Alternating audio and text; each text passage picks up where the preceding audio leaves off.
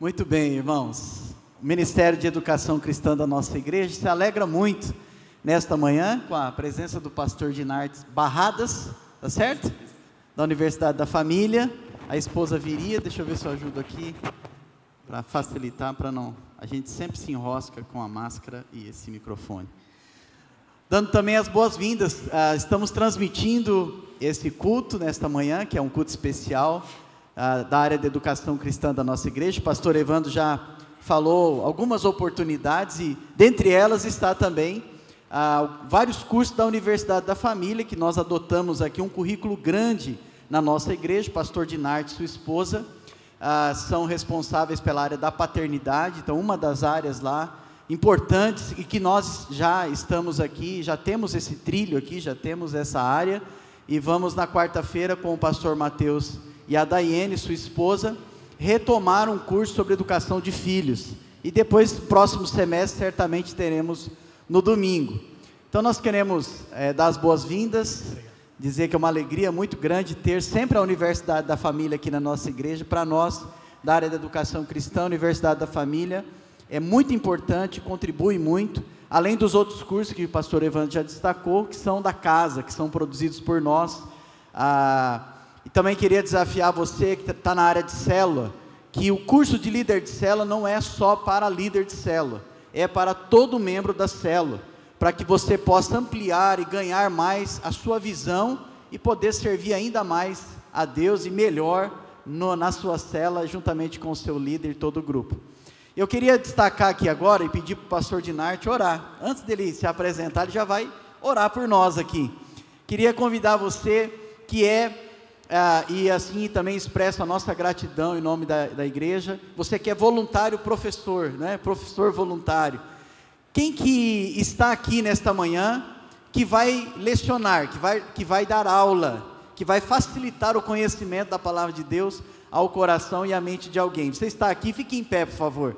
A gente quer orar por você, independente do trilho, você que vai dar aula, olha lá, quantas pessoas, Joia, né? bom. Certamente alguns não estão aqui, e queria convidar o pastor Dinartes para orar por nós, assim que depois Claro que também sim. vamos orar pelo irmão, mas se você nos abençoasse também como Amém. líder na área de ensino, de educação, abençoar prazer. esses nossos professores aqui. Amém. Senhor, muito obrigado por essas vidas, muito obrigado pela disponibilidade deles, muito obrigado pelo investimento de tempo, de recursos, de energia. A tua palavra diz que ninguém tem maior amor do que esse, do que dar a sua vida. E eu estou te agradecendo porque eles estão dando a vida deles, o tempo deles, os recursos que o Senhor mesmo investiu neles, para abençoar outras pessoas, para abençoar outras famílias. Eu oro por unção do Espírito Santo, graça, sabedoria, discernimento, que o Senhor dê para eles muito mais do que a habilidade de ensinar, que o Senhor conceda a eles a graça de falar ao coração dessas pessoas, que haja cura, que haja restauração, que haja salvação, que haja edificação, que no ensinar as pessoas sejam atraídas a Jesus, que as pessoas vejam o Senhor através daquilo que está sendo ensinado. Muito obrigado pelos recursos que a igreja disponibiliza, pelo investimento, Senhor, no crescimento das famílias. Quero abençoá-los e rogar ao Senhor que eles voltem com as mãos cheias dos frutos que o Senhor mesmo há de entregar-lhes. Oramos em nome de teu Filho Jesus. Amém. Amém. Amém, e assim seja. Os irmãos podem se assentar. Você pode fazer a sua inscrição ainda pelo aplicativo ou pelo site da igreja, há vários cursos em abertos ainda.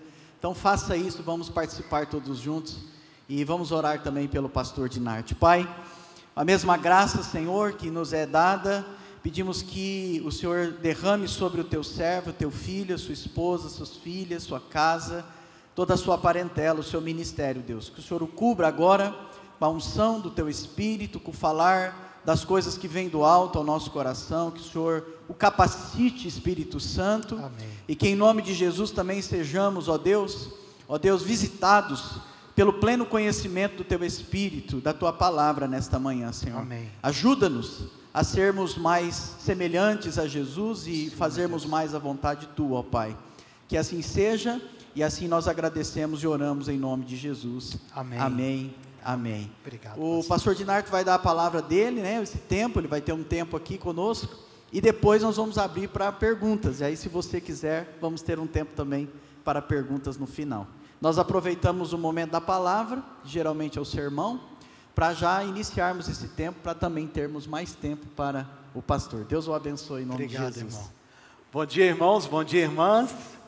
Paz do Senhor Jesus a todos. Pastor Evandro, muito obrigado pelo convite, pela abertura, simpatia da esposa. Já, sem conhecer a Norma, já mandou um abraço para minha mulher. Eu já falei que vocês vão gostar muito de conhecer a Norma. É a melhor parte de nós dois, né? A dona Norma é joia.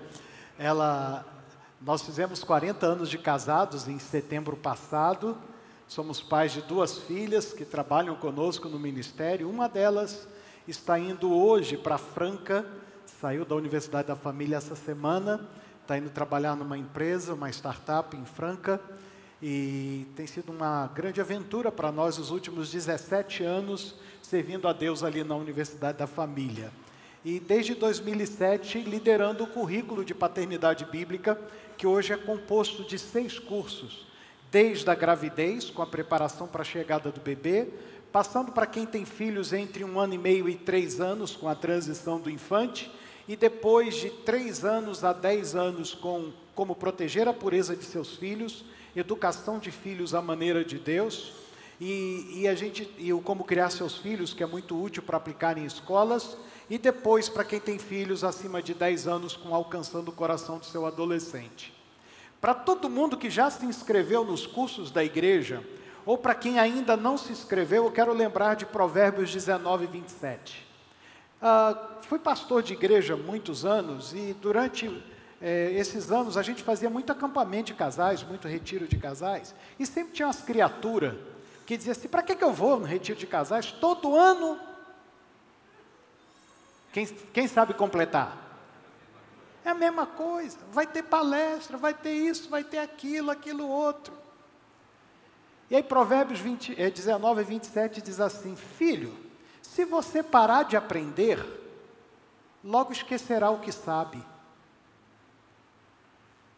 A pior coisa que você pode fazer para você mesmo é dizer que não vai fazer um curso porque já passou por aquele curso. Ou que você não vai participar de alguma coisa porque você já aprendeu. Mas é quando você para de aprender, logo você acaba esquecendo o que já sabia. Quer ver? Eu vou fazer uma pergunta aqui, isso não tem nada a ver ainda com a palestra que eu vou dar. Quem aqui estudou inglês? Qualquer curso, CCA, cultura inglesa, qualquer um desses, quem estudou? Se eu chamar você para bater papo, está arriscado você dizer assim: ó, eu entendo tudo, mas na hora de falar, quem conhece essa conversa? Por quê? Porque você parou de aprender. Então, com tudo na vida é assim. Você pode ter uma centena de anos de crente. Se você parar de ler a Bíblia, daqui a pouco você começa a esquecer o que você aprendeu e começa a transgredir naquilo que você esqueceu. E quem gosta de ler a Bíblia sabe, tem coisa que a gente lê na Bíblia que parece que não estava lá anteontem, é ou não é verdade? Gente, eu estou lendo isso aqui não estava ontem quando eu li. Quantos sabem que isso é verdade?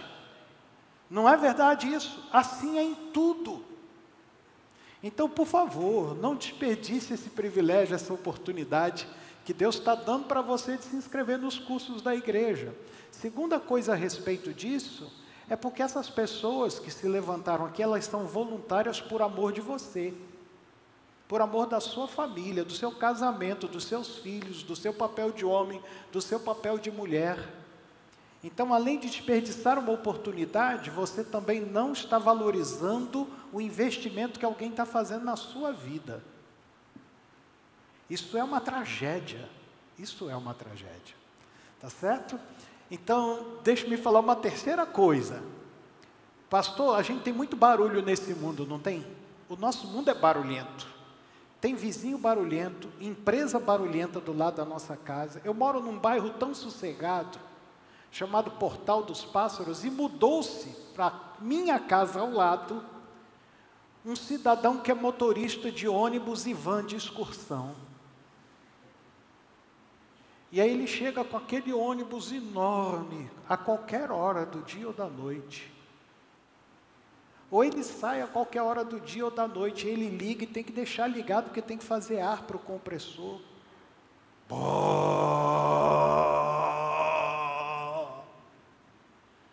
Às vezes o Senhor tem misericórdia do teu servo, porque a minha vontade às vezes é ir lá dizer para ele, cara, arruma um galpão, põe esse ônibus num galpão.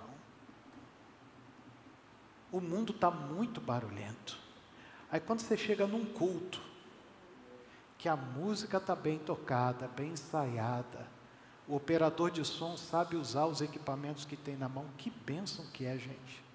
Talvez você está dentro dessa igreja há tanto tempo que nem se dê conta de como o ambiente de vocês é confortante, é gostoso, faz bem para o ouvido e para a alma. Viu, gente? Então, eu estava falando com o operador de som de vocês, que eu sou profissional da área de áudio. A gente estava trocando umas ideias rapidinho, enquanto ele botava o microfone. Eu fui membro da Audio Engineering Society, escrevi para a revista Música e Tecnologia, dei treinamento para operador de som, fiz projeto acústico para a igreja, e eu não estou falando para agradar ninguém, é porque isso aqui foi minha vida durante muitos anos. Então, se você lembrar de Elias, ele foi para a caverna, teve terremoto, teve isso, teve aquilo, e Deus não estava naquelas coisas todas. Deus passou numa brisa suave. Nós estamos precisando encontrar Deus nesse ambiente, viu, gente? Parabéns para a igreja. Muito bem, deixa eu falar dos livros então. Que tipo de pai é você? Quantos homens aqui são pais? Opa!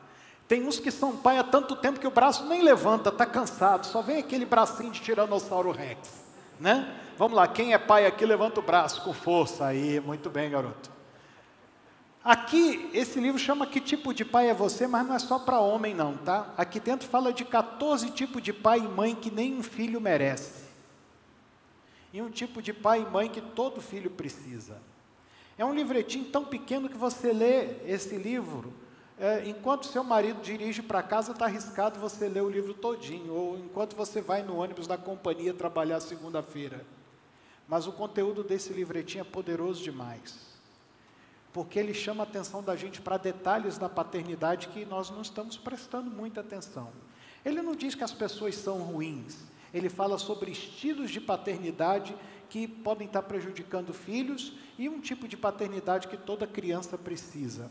Isso aqui é um bom livrinho para dar no Dia dos Pais na escola dominical ou qualquer coisa assim, mas você pode comprar ele antecipadamente no final do culto, tá bom? Qual é o homem aqui que tem mais filhos? Que tem mais filhos? Aliás, deixe-me fazer uma pergunta. Vocês têm quanto tempo de casado, irmão? 6 anos de casado. Vocês estão recém-casados. Hoje você chega para um casal jovenzinho e pergunta assim, quantos filhos vocês querem ter? Sabe qual a resposta que eles dão? 1 no máximo, como se pudesse ter meio filho. Não é assim que as pessoas respondem? Parece que ter filho hoje virou castigo. Você vê alguém com 4 filhos e diz, cruz credo, não tem televisão em casa? Né? E aí, quando alguém diz que quer ter mais de 2 filhos, a gente começa, irmão, a vida está muito difícil. E quando foi fácil? Deve ter sido fácil para sua avó, que tinha fralda descartável, máquina de lavar, micro-ondas. Para sua avó era fácil, para você é difícil. Não é verdade? Para sua avó era fácil, que tinha carro na porta de casa, plano de saúde da Unimed. Para você que é difícil, que tem que ir na carroça, ou procurar uma parteira. Para você, para o seu avô deve ter sido fácil. Seu avô tinha um emprego de carteira assinada, tinha licença paternidade, tinha um monte de direito. Você não, trabalha na roça, tem que acordar 4 horas de manhã, comer a comida fria na marmita. Oh, que raça ingrata! Como é que a gente tem coragem de dizer que as coisas estão difíceis hoje? Quantos filhos você já tem? 1. E está esperando outro? Ah, esse é o primeiro. Então vocês não vão ganhar esse livro ainda. Quem tem mais filho aqui? A senhora tem quantos filhos? 2? Ih, falta muito para ganhar o livro. 3? Está no caminho. Está no caminho. Porque o Salmo 127 diz que feliz é o homem que enche deles a sua aljava, né? Quanto, irmão? Ô, garoto, hein? É só você ver, quanto mais cabelo branco, mais filho tem, mais sabedoria. Alguém venceu esse irmão? Não? Ninguém? Alguém quer ter mais do que ele? Quem? Estão apontando lá para trás, tem alguém com mais. 4, está empatado vocês dois, hein? Dos dois, quem tem mais neto? Quantos netos você tem, cidadão? 6 netos. E lá atrás, quem tem 4 filhos, tem quantos netos? Então o livro é seu, irmão. Leva ali para ele. Porque um homem com 4 filhos e 6 netos merece receber na mão. Vai lá.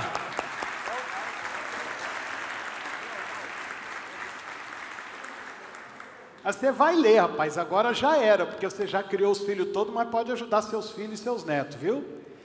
Esse é um livro único, viu, pastor? Famílias Mistas segundo a Bíblia. É o único livro em língua portuguesa que eu conheço para pessoas que estão no segundo casamento e que têm filhos de relacionamentos anteriores. Em inglês eles chamam de blended families, né? Como pegar essas famílias que foram jogadas dentro do liquidificador e tornar tudo isso uma coisa homogênea. Como trabalhar esses relacionamentos tão difíceis. Não vou dar para ninguém esse livro está lá fora para quem quiser comprar. Terceiro livro que eu quero anunciar chama-se Casamento Livre de Conflitos Financeiros. Eu gosto de anunciar esse livro por uma simples razão. Não há casal que não precise de ajuda, não é para lidar com problemas financeiros, mas para ter uma vida financeira mais equilibrada. Não existe. Todos nós, em algum momento, vamos precisar de alguma orientação para colocar nossa vida em ordem. Até os meus 21 anos de casado, tudo que eu tinha juntado foi dívida. Tudo que eu tinha juntado foi dívida. E isso foi uma tragédia para a minha vida conjugal, para a minha vida familiar, porque o problema não é que eu era mau caráter, eu era mau administrador. E aí eu ficava questionando algumas coisas na Bíblia, porque Malaquias diz que se eu der dízimo e oferta, Deus abre a janela do céu e repreende o devorador. Mas parecia que a janela estava com trinco e cadeado.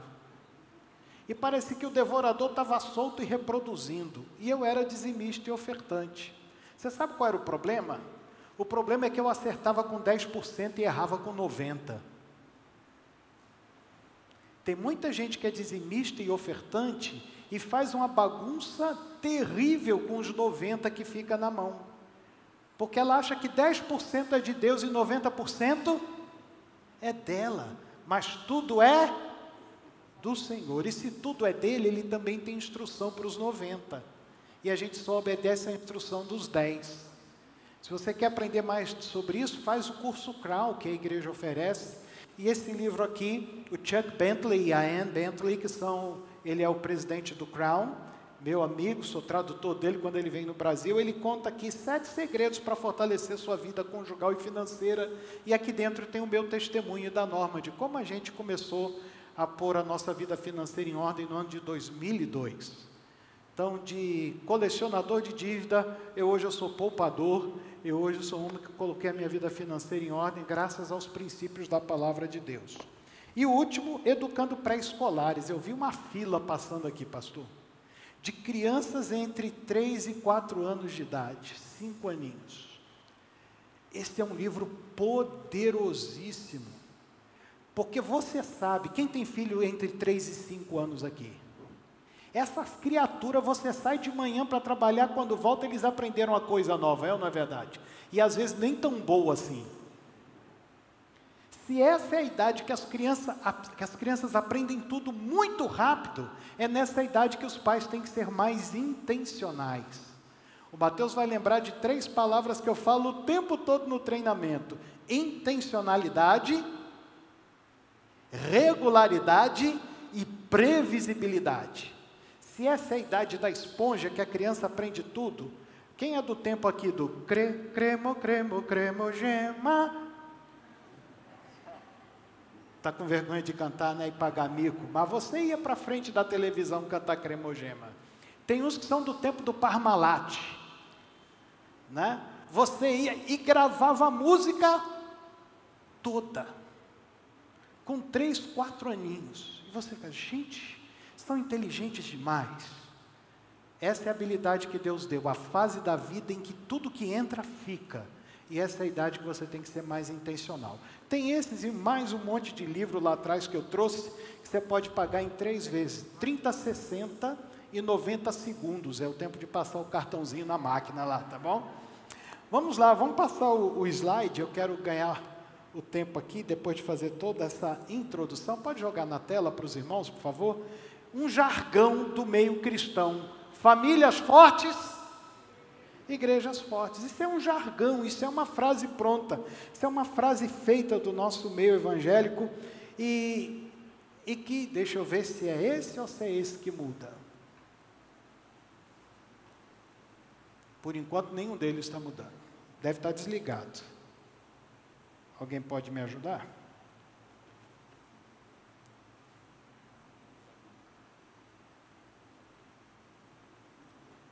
Não está trocando. Então tá bom, você consegue trocar para mim? Toda vez que você vê o meu dedo passar aqui, você troca. Você não costuma dormir na hora do culto, né? Não? Então tá bom. Então já pode trocar, por favor. O George Barna é um pesquisador cristão, ele tem um instituto de pesquisa nos Estados Unidos, e ele fez uma pesquisa que diz o seguinte: apenas 12% dos filhos mantêm diálogo regular com a mãe sobre assuntos de fé. Ou seja, de cada 100 filhos, só 12 conversam com a mãe sobre questões de fé. E apenas 5% dos filhos conversam com o pai sobre assuntos de fé. E apenas 9% dos jovens leem a Bíblia regularmente. De cada 100 jovens cristãos, apenas 9 fazem a leitura regular da Bíblia. De cada 100 jovens na igreja, pegando gente de 13 anos para cima, apenas 12 fazem qualquer trabalho voluntário junto com um dos pais, como expressão da sua fé. Eu estive numa igreja,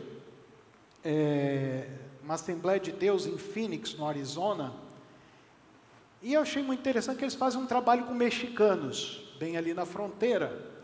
E quando chega o final do ano, o projeto social daquela igreja entrega presentes para milhares de crianças mexicanas que atravessam a fronteira com seus pais. E aí eu estava na casa de um amigo meu, não sei, vocês têm o curso Aliança aqui na igreja? Tem aquele testemunho do perdão do Bob e da Audrey Meisner, né, sobre perdão. Eu estava na casa daquele casal, do Bob e da Audrey Meisner. E o Bob falou comigo: Dinarte, vamos amanhã lá ajudar a montar bicicleta, só que tem que chegar 4 horas da manhã. Pô, 4 horas da manhã para montar bicicleta? E eu fui. Eram centenas e centenas de bicicletas, mais outro tanto de patinete, e um monte de mesa grande montada. E sabe quem é que estava montando? Eram os pais com seus filhos adolescentes. E quem é que pegava as bicicletas montadas e pedalava até o estacionamento para deixar as bicicletas emparelhadas? Os gurizinhos, as menininhas de 7, 8, 9 anos. Faz parte do projeto daquela igreja que meninos e meninas trabalhem junto com seus pais no projeto voluntário. Primeiro, para que eles aprendam o valor do serviço. Segundo, para que eles entendam que há outras pessoas que não têm o que eles têm e que eles devem servir a essas pessoas. Terceiro, que Deus se agrada dessas coisas. Era a coisa mais linda. Aqueles molequinhos mexendo com as chaves e tal, montando bicicleta junto com os pais, os scooters, os patinetes junto com os pais. Mesmo assim, a pesquisa de Barna diz que só 12 em cada 100 jovens e adolescentes prestam algum serviço voluntário. Nós temos uma geração de gente que gosta de ser servida, mas não foi ensinado a servir. Pode trocar para mim, querido? As influências religiosas mais relevantes também está nessa pesquisa do George Barna, e eu vou separar por sexo masculino e sexo feminino. Pode ir trocando, irmão. Essa pesquisa está no livro de Mark Holman, chamado A Fé Começa em Casa. bom? Esses dados estão nesse livro. Pode ir trocando. Isso. Foi feita uma pesquisa pode parar por enquanto, com 250 mil adolescentes em 33 dos 50 estados americanos. E a primeira pergunta que fizeram para eles foi: quem é a pessoa de maior influência nas questões de fé na sua vida religiosa? Olha para esse quadro, irmão, você que está em casa acompanhando a gente, 81% dos meninos disseram que a pessoa mais influente nas questões de fé era a mamãe. E das meninas, 74% disseram que era o pai a pessoa mais influente. Em segundo lugar, o pai. 61% disse que o pai era o mais influente, 50% das meninas disse que era o pai. Em terceiro lugar, pode trocar, pastor Evandro. Eles falaram que o pastor principal da igreja, ou o líder principal da igreja, era a pessoa mais influente. Aí o Mark Home, nessa época, era pastor de jovens, sabe? Ele ficou muito furioso, porque disse: eu que levo para acampamento, eu que aconselho, eu que faço, eu que levo de noite para casa quando termino o culto dos jovens, e o pastor principal é mais influente que eu. E a pesquisa vai dizer por quê. Sabe por quê? Porque o que sai daqui de cima forma a mentalidade da comunidade inteira. Não adianta o pastor de jovens, o pastor de adolescentes, querer guiar os jovens numa visão que não é a visão da liderança principal da igreja. Por isso que é tão importante essa unidade na igreja e, sobretudo, essa unidade do ensino na liderança, para que todo mundo leve para o mesmo lugar. Agora, a quarta resposta deles foi a mais legal de todas para mim. Quem é o grupo de quarta maior influência? Respondam para mim, irmãos. Qual é o grupo? Quanto vovô e vovó tem aqui hoje de manhã? Olha aí, gente, coisa mais linda. Uma salva de palmas para esses irmãos, né? Coisa mais linda do mundo é vovô e vovó. É ou não é verdade? Que saudade da minha avó, dona Filinha. Eu fui criado pela minha avó. Quando meu pai morreu, minha mãe voltou para a casa dos meus avós com 2 filhos. Uma menina de 2 anos e pouco e um menino de 1 ano e pouco. Quando meu pai morreu, eu não tinha feito nem 2 anos de idade ainda. Minha mãe foi trabalhar de empregada doméstica e minha avó criou nós dois. Coisa boa e lembrança de vó. E as pessoas não imaginam o poder que um avô e uma avó têm para influenciar a fé dos netos. Primeiro, eles são os que oram mais fervorosamente pelos netos. Eu acho que nem pai nem mãe ora pelos filhos como os avós oram pelos netos. Segundo, eles sabem falar ao coração dos netos. Eles sabem falar ao coração dos netos.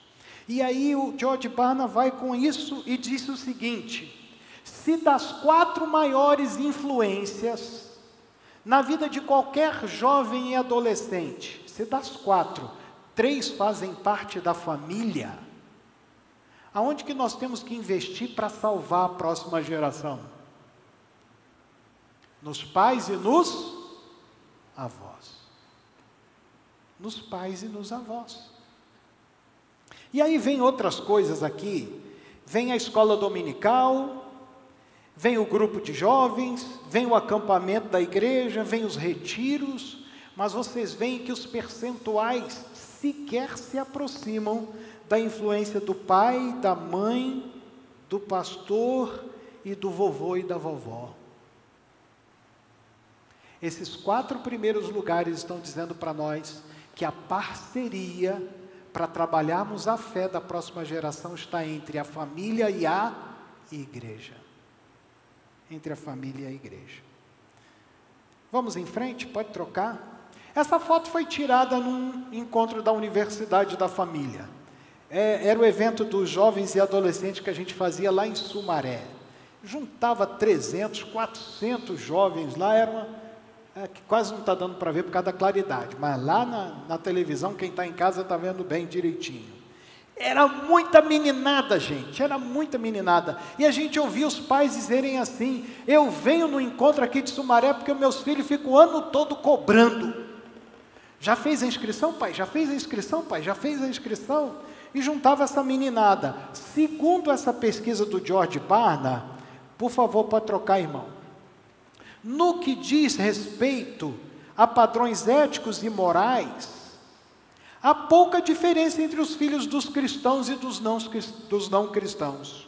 O último censo no Brasil revelou a existência de 27 milhões de evangélicos, esse número já é pouco maior do que isso, porém a quantidade de pessoas que já passou por uma igreja evangélica ultrapassa o número de 30 milhões. Em Pompeia, nossa cidade com 22 mil habitantes, a coisa mais fácil é você andar na rua e alguém falar assim: eu já fui da igreja tal. Eu já fui da igreja tal. Eu fui criado na igreja tal. Eu não sei, Presidente Prudente deve ser melhor do que Pompeia. Mas vocês encontram gente na rua que foi nascido e criado no Evangelho, ou se converteu numa igreja e não ficou? Nós temos um problema muito grande. Nós temos uma linda porta na frente, mas nós não temos segurança na porta dos fundos. Vaza muita gente. Estima-se que 8 em cada 10 famílias evangélicas tenha pelo menos um dos seus membros desviado do Evangelho ou afastado da comunhão da igreja, o neologismo que todos nós conhecemos hoje, os desigrejados. E aquela foto que eu mostrei para vocês anteriormente ficaria da seguinte forma: entre 60% e 90% dos filhos de cristão vão abandonar a fé após se formar no ensino médio, é o que diz a estatística do George Barna. Pode trocar para mim, por favor, irmão? Pode pular mais um? Aquela foto ficaria assim, se a estatística do George Barna estiver certa. Ficou feia essa foto, não ficou? Ficou feia.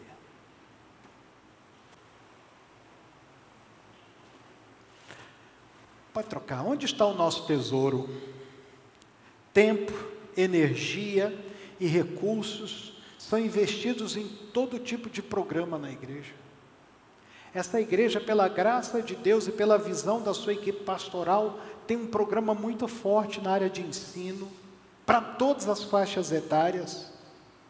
Porém, em muitos lugares, o ministério da família é basicamente focado em adultos. É aquela visão que a gente tinha antigamente. Eu sou crente há muitos anos, vou fazer 44 anos de convertido, nesse mês de fevereiro.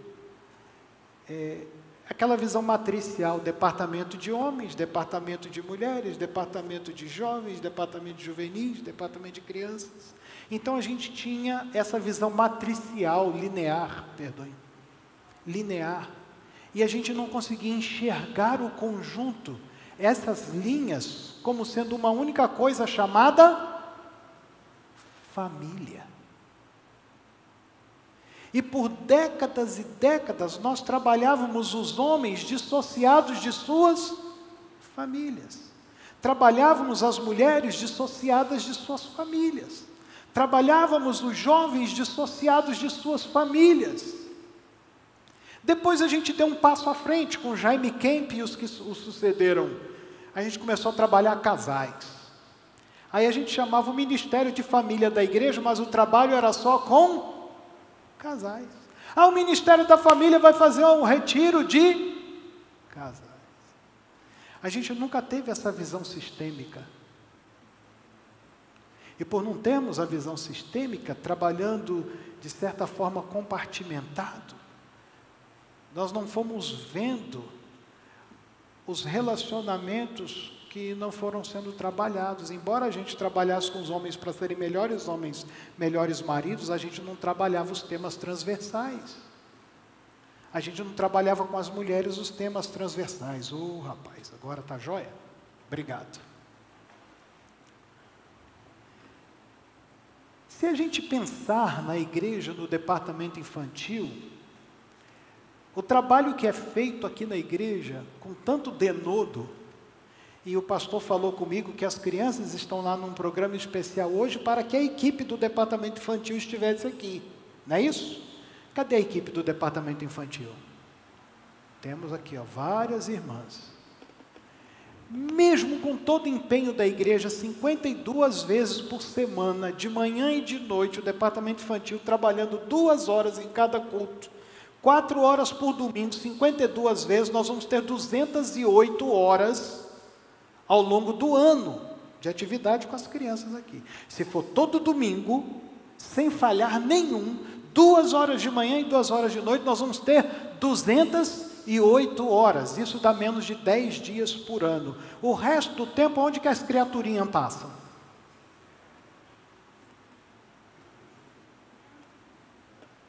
Estou ouvindo um grilo? Não, né? Aonde que elas passam?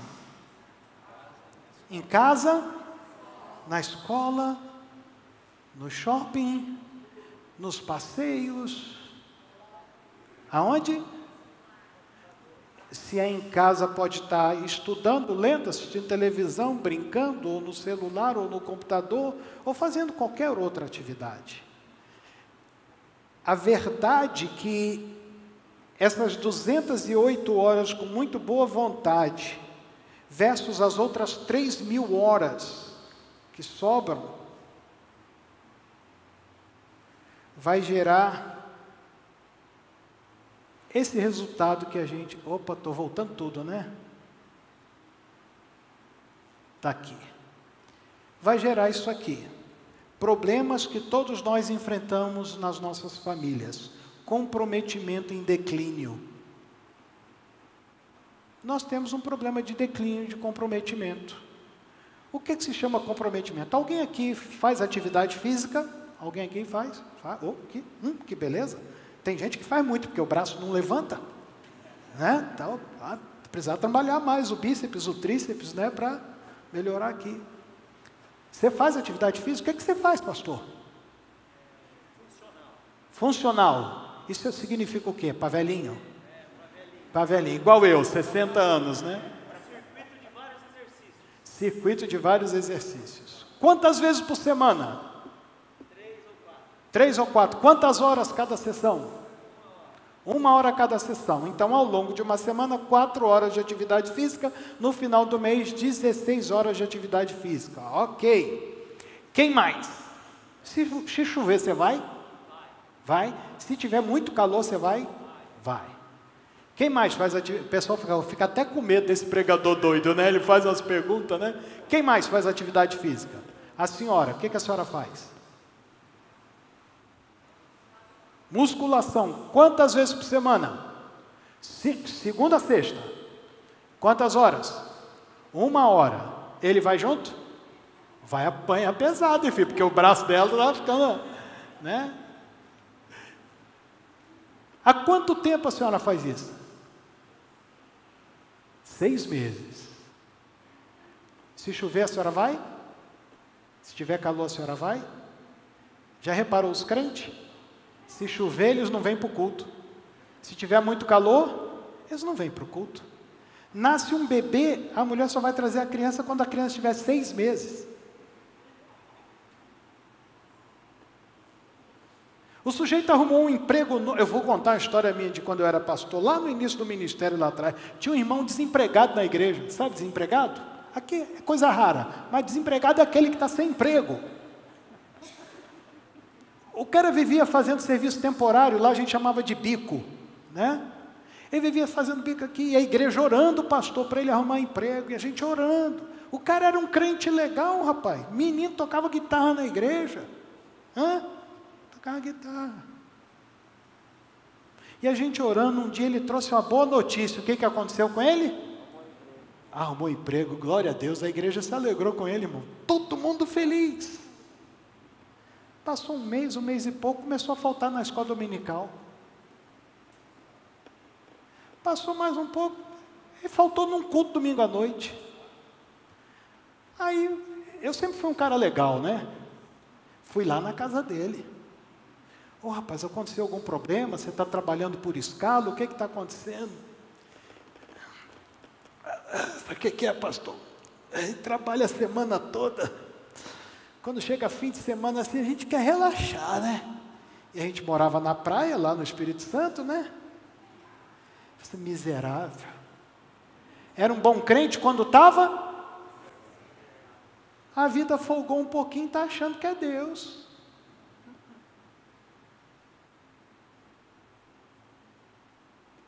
Baixo nível de comprometimento.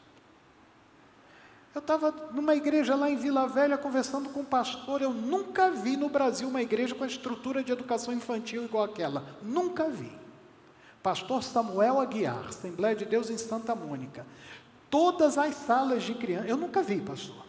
Todas as salas de criança tinham um banheiro exclusivo e uma pequena cozinha, porque os lanches eram preparados de acordo com a faixa etária. Ele tinha um maestro que dava aula de música, ele tinha orquestra juvenil, infanto-juvenil, infantil, e até os pequenininhos estudavam. Eu falei assim, pastor, estou encantado. Ele falou, só tem um problema. A maioria deles vem da vizinhança, os pais mandam e tal, mas quando eles fazem 12 anos, eles param de vir na igreja. Por quê? Porque os pais não vêm. Os pais mandam, porque não quer o filho à toa, quer que a igreja ajude alguma coisa. Eles sabem que se tem um lugar bom para a criança, é a igreja. Aqui não se ensina nada errado. O problema não está com as criaturinhas, está com as criaturonas. Falta de comprometimento. É o que eu chamo de modelo drop-off. Os pais vêm até a porta, descarregam as crianças e vai fazer compra. Eu estava em Campinas, numa igreja, bacana a igreja, grande. Terminou o treinamento de educação de filhos, nós estamos na porta para ir embora, está um garotinho de 6, 7 anos lá na porta. E um diácono da igreja chegou assim, filho, cadê seu pai, cadê sua mãe? Não, é que a minha mãe vem jogar futebol aqui do lado e me deixa aqui na igreja, só que hoje ela está atrasada. Do lado da igreja, tinha aqueles clubes de campo society, que o pessoal aluga para jogar. A mãe dele ia jogar todo domingo de manhã com as colegas de trabalho e deixava o filho na igreja. Só que eu não sei o que aconteceu, deve ter tido prorrogação aquele dia de jogo. Terminou o culto e a criaturinha de 7 anos estava ali sozinha. Um dia, gente, na revista Veja, um articulista falou 10 coisas para você fazer para ter mais tempo com seu cônjuge. 10 coisas, uma delas é procure uma boa igreja evangélica. Eles têm bons programas para crianças. Na revista Veja. A credibilidade da própria instituição igreja está sendo posto em xeque por causa da nossa impotência diante desse desmantelamento da instituição chamada família. Por outro lado, todos nós estamos enfrentando um despreparo para a paternidade. Minhas 2 filhas estudam pra caramba. Todas têm mais de uma graduação, pós-graduação, a mais velha está terminando o 2º MBA, mas não tem faculdade para ser pai ou mãe, tem? Você pode fazer faculdade para tudo, para ser pai ou mãe, não tem. Mas todo mundo acha que é bom pai, todo mundo acha que é boa mãe. Todo mundo acha que está dando o seu melhor. Eu escrevi um artigo, já está muito espalhado, chamado Tio de Mais e Pai de Menos. Qual é o seu nome, rapaz? Normalmente é quem pergunta, é você de camisa preta, é isso? Felipe, você tem quantos filhos, Felipe? Então escuta o que eu vou lhe falar. Quando eu era criança, que eu ia para a escola, a gente formava, cantava o hino nacional, aí a gente subia, tinha a zeladora, que cuidava da escola todinha, tinha a merendeira, tinha a professora na sala de aula, a coordenadora e a diretora. E a gente chamava cada uma pelo título. Professora fulana, diretora fulana, coordenadora fulana. Tudo era assim no meu tempo que eu ia para a escola. Hoje as crianças vão para a escola, o que elas encontram lá? É o tio da portaria. Não é isso? É a tia da cantina, o tio da secretaria. É a tia que dá aula, é ou não é verdade? Todo lugar tem tia e tia. Antigamente quem me levava para a escola era a minha avó, depois eu comecei a andar sozinho direitinho, minha avó ficava na esquina e dizia, desce o morro. Eu morava num morro, lá em Duque de Caxias, na Baixada Fluminense. Eu desci o morro, minha avó ficava assim, vai descendo e vai olhando para trás que a vovó está aqui. Aí, quando eu chegava lá embaixo, que ia dobrar a esquina, minha avó dava um tchauzinho para mim. Tem certeza, vó, que está aqui? Que minha avó dizia, lá de cima eu não ouvia, mas ela dizia, Deus te abençoe, boa aula. Hoje quem leva as criaturas para a escola é o tio da van. Não é assim? Se a criança faz bagunça, é o tio do corredor que chama a atenção. Como a gente não quer criança desocupada, a gente põe no tio do Kumon, tio do judô, tio do balé, tio do violão, tio da escolinha de futebol. É tio demais e pai de menos. Ainda bem que somos crentes, amém, irmãos? Com o povo de Deus é tudo diferente. A gente traz as crianças para a igreja e entrega para quem? Ainda bem que vocês estão rindo de vocês mesmos. Porque nem na igreja as crianças têm pai e mãe. Não estou dando bronca não, viu, pastor? Longe disso, eu só estou chamando a reflexão, viu, Felipe? Quando você tiver filho. E você sabe o que acontece? Se a igreja não tiver um bom programa para a criança, as criaturonas não ficam nem na igreja. Porque elas não procuram a igreja para saber se a doutrina é boa, se o pastor é honesto. Tem cultinho para as crianças? Porque elas querem se ver livres das criaturas. Elas não assumem, mas a verdade é essa. E aí, nós temos essa disputa pelo coração das pessoas, a oferta versus a procura. Para a gente concluir, eu quero só mostrar um gráfico muito rápido para vocês. Aqui tem o do meio, é o pointer. Isso. Aqui é a idade, 0 a 70 anos. Alguém com 70 anos aqui? Opa, aqui, ó. Estão com os braços mais altos que os de menos de 70 anos. Tá forte, mano. A irmã lá tá... Seu marido está perguntando que idade ele tem? Porque ele não levantou, está perguntando para a senhora? Então tá bom. Aqui é o seguinte, gente. A formação do caráter de qualquer cidadão começa quando ele nasce e atinge o seu pico aos 7 anos. Se desenvolve caráter depois disso? Sim, mas em curva descendente, porque a gente não para de melhorar enquanto pessoa até o fim da vida. Mas essa idade é crítica para a gente investir na formação do caráter. 208 horas por ano são insuficientes para ajudar alguém a ter o caráter semelhante ao de Jesus.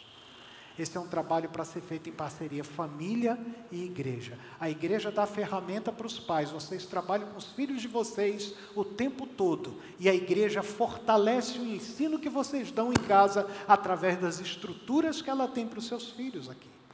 Não podemos deixar somente na mão da igreja essa tarefa. Qual é a diferença entre Finéias e Timóteo? Lembram de Finéias? Ele tinha um irmão chamado Ófine. Eles eram de família sacerdotal. E Timóteo era gentio, meio judeu. Família mista. Não é isso que a gente chama? Família mista. O pai nem era crente. E o pai de Finéias era o quê? Sacerdote. Quem teve melhor formação moral? Finéias ou Timóteo? Timóteo. E de quem que Timóteo recebeu? Da mãe e da avó. Porque padrões morais são compartilhados, introduzidos e assimilados dentro de casa. Dentro de casa. O que acontece em casa, essa é uma frase do Pense Laranja que vocês usam aqui na igreja. Lá na igreja do Red Joyner tem essa frase, lá no departamento infantil. O que acontece em casa é mais importante do que aquilo que acontece na igreja. Daí nasciam aquelas piadas, né, pastor, que da criança que dizia que queria morar na igreja? Não tem aquelas piadas antigas de crente, que se eu for repetir aqui, todo mundo já sabe, que a criança queria morar na igreja, que o papai na igreja era tão educado, a mamãe na igreja era tão cortês, a criança não queria voltar para casa, eles queriam aqueles pais que frequentavam o culto. Alguns conceitos bíblicos, Deuteronômio 6, de 2 a 9. O livro Deuteronômio significa repetição da lei, o nome Deuteronômio. A lei foi entregue lá em Êxodo a Moisés, quando eles haviam acabado de sair do Egito. Caminharam 38 anos e meio pelo deserto ali, e aí eles param antes de atravessar mais uma temporada. O livro de Números é escrito. Esse tempo de escrever o livro de Números ali no entorno, levou quase 1 ano e pouco, aquele período daquelas histórias do livro de Números. E quando eles estão prestes a atravessar, tinha morrido uma geração inteira no deserto. Deus chama Moisés e manda repetir a lei. Daí o nome Deuteronômio, repetição da lei. Por que repetição? Porque aqueles que ouviram a primeira vez tinham morrido no deserto e agora precisavam repetir tudo novamente. Só que no livro de Deuteronômio agora vem um adendo, vem um reforço, vem um acréscimo, que está no capítulo 6, de 2 a 9. Para quem era o livro de Deuteronômio? Para quem era essa instrução de Deuteronômio 6? As palavras que hoje te ordeno estarão no teu... Vou começar de novo, vamos ver se a gente entra junto. Se eu der a pausa, os irmãos respondem, tá bom? As palavras que hoje te ordeno estarão no teu coração. E tu as inculcarás a teus... Se está mandando inculcar no filho que está no coração de quem? Por raciocínio lógico, dos pais. As palavras que hoje te ordeno estarão no teu coração, pai, no teu coração, mãe, no teu coração, vovô, no teu coração, vovó, e vocês vão transferir isso para os filhos e para os netos de vocês. Não é mais o sacerdote somente, não é mais a reunião da assembleia solene, não, isso é para ser feito em casa. De que jeito? Armazenando no coração. Qual o meio de transmissão?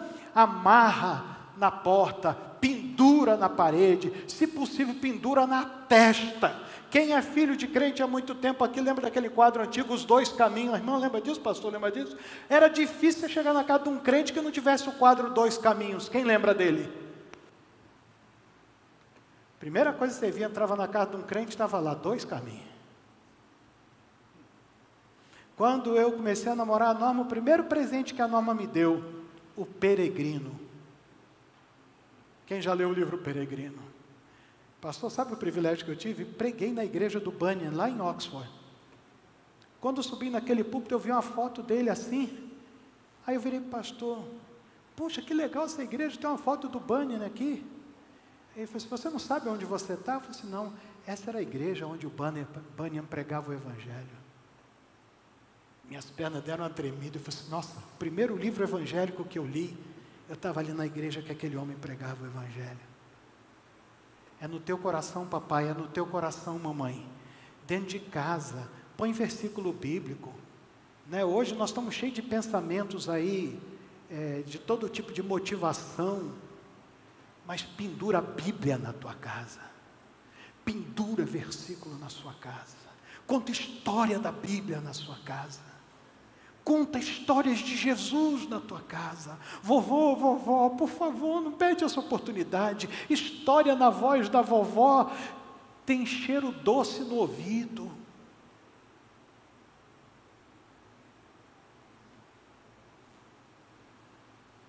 No teu coração. Eu uso uma ilustração para isso. E eu quero terminar com isso aqui. A senhora gosta de churros?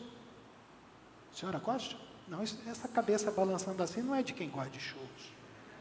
Quem gosta de churros aqui? Quem gosta de churros? Aí, aquela irmã gosta. Ela levantou o braço mais rápido do que o cara da academia. Quem gosta de churros, gosta de churros. De que é feito os churros, minha irmã? Ela só sabe que gosta, né? Do que é feito não me interessa. Quem sabe do que é feito os churros?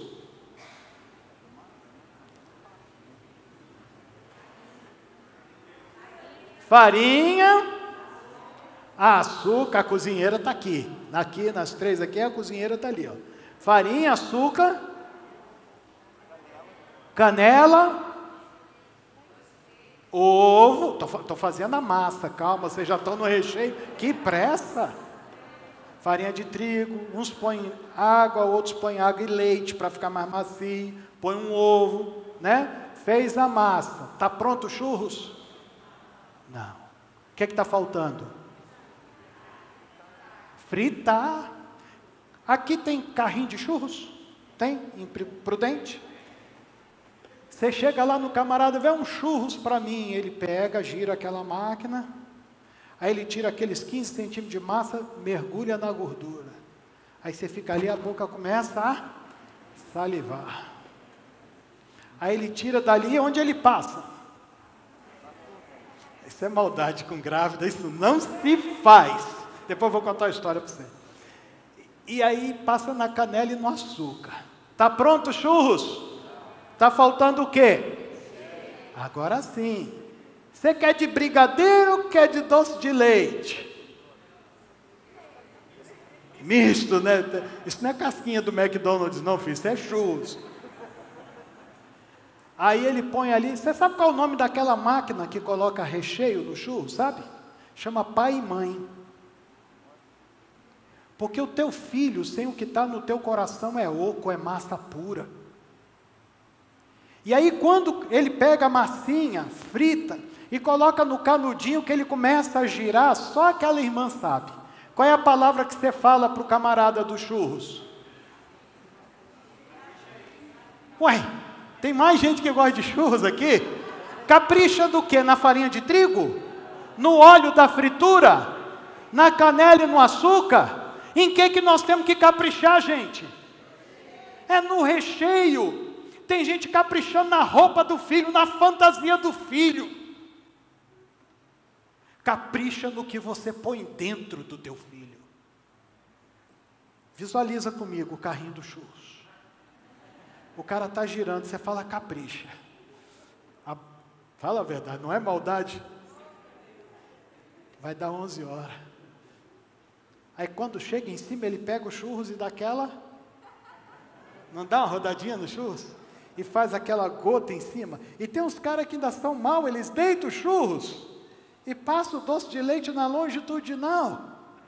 Ainda pega uns amendoim picado e joga em cima. E vai ter gente dizendo, pastor miserável, o que o senhor acabou com a minha manhã?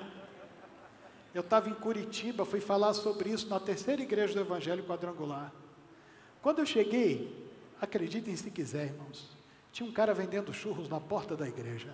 Eu falei com ele, tu vai ganhar dinheiro hoje como nunca na tua vida. E eu falei para o Miro, o cara que estava comigo, eu falei assim, na hora que eu for pregar, você vai lá e pega 2 churros com ele. Mas manda ele. Aí vem o Miro assim, com a sacolinha, pastor Evandro. Pastor, está aqui, me deu. Quando chegou nessa hora, gente, eu abri a sacolinha e tirei os churros. A igreja, eu dei uma mordida. Tinha uma grávida sentada lá naquele lado assim. Disse, minha irmã, você quer um pedaço? Ela nem respondeu, ela veio correndo. Aí eu dei o churros inteiro para ela, porque ninguém sabia, eu tinha outra. Aí eu peguei o outro churros, pastor. O maestro da orquestra estava aqui, eu falei, quer um pedaço, irmão? Ele veio e tomou os churros da minha mão. Eu falei, que conversa é essa, rapaz? Eu te ofereci um pedaço, devolve meus churros. Irmãos, não tem nada mais lindo do que você chegar com seu filho em algum lugar e o seu filho transbordar de Deus. Não é porque é uma criança que levanta a mão para orar, não. É porque ela é educada. Dá licença. Você chega para ele e diz, cumprimenta o pastor, bom dia, pastor. E aí todo mundo fica, ai gente, que lindinho, que criança educada. Ela vai sentar para comer. Ela não fica parecendo o pinto no galinheiro que derruba comida para tudo quanto é lado. Ela é treinada. Ela sabe que tem lugar para todas as coisas, inclusive para correr e para brincar. Ela é uma criança que é tímida. Mas o pai aprendeu que timidez não é desculpa para falta de cortesia. Ele diz, você é tímido, mas quando chegar, dê bom dia. Quando alguém te der alguma coisa, não faça aquele não, agradeça, muito obrigado. E aí o teu filho começa a transbordar do recheio que você colocou. Assim brilhe a vossa luz diante dos homens, para que vejam as vossas boas obras e glorifique ao vosso Pai que está nos céus. Gravem essa frase. O bom comportamento revela a família de onde eu venho. O comportamento excelente revela o Deus da minha família. Ouvi uma história, Gary Ezo contando, que eles estavam voltando da Europa com 2 adolescentes, filhos dos vizinhos deles, que são líderes do ministério nos Estados Unidos. O Gary e a Anne-Marie já têm mais de 70 anos e levaram esses 2 meninos para uma viagem com eles à Europa. E na volta para os Estados Unidos, a comissária de bordo chegou e falou assim, com licença, senhor, vocês estão acompanhados de 2 rapazes? Eles falaram, sim, nós estamos. Aí a enfermeira falou assim, eu não sei, a comissária falou, eu não sei o que vocês são deles. O Guerreiros diz que ela juntou as mãos. Eu não sei o que vocês são deles, mas vocês estão de parabéns.